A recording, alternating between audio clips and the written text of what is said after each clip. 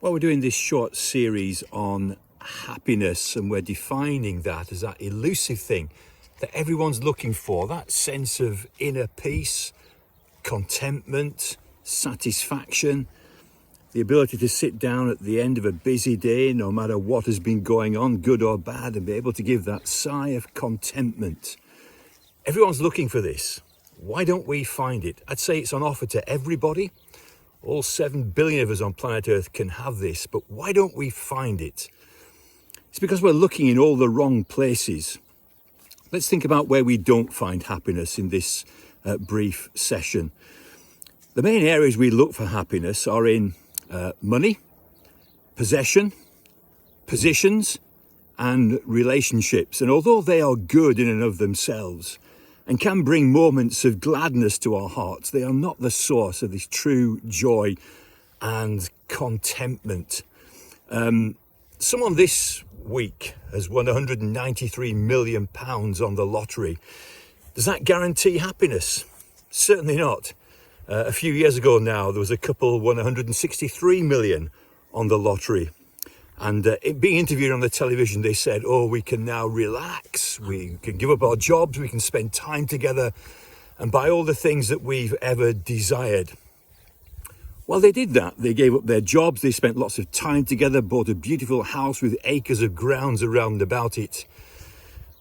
2 years later, they were in the divorce courts because they found in spending time together, they couldn't actually stand each other. They employed a gardener, and the wife took a shine to the gardener, and the husband ended up chasing the gardener around the garden on a ride-on-mower, looking to do him injury. Did money bring them happiness? Certainly not. Now, I don't belittle money, and if watching this you have any spare cash, you're welcome to send it to me. But money doesn't bring guaranteed happiness and contentment.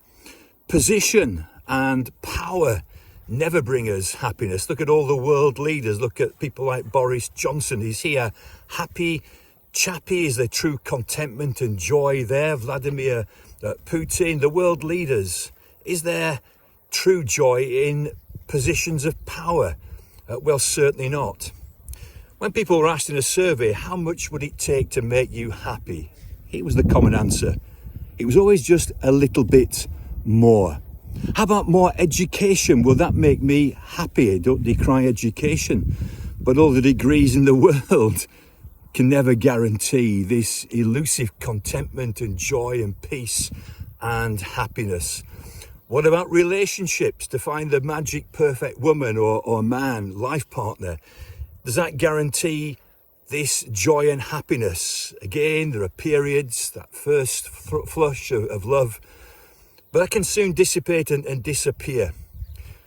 All these things, good in and of themselves, never produce this joy and happiness. There was a man called King Solomon. He tried an experiment. He was the richest man on the planet. He was a multi-billionaire. He had jewels and possessions and palaces, and he had great power. He had 1,000 wives. My. At the end of the experiment, he said, I found that all these things are a vanity and emptiness, a chasing after the wind. So why don't these things bring us happiness? Nothing wrong with them, but they're all external. But the real you, the real me, I'm a soul and a spirit. And all that can fulfill me is spirit. And God is a spirit. And I have to find him. He alone can satisfy.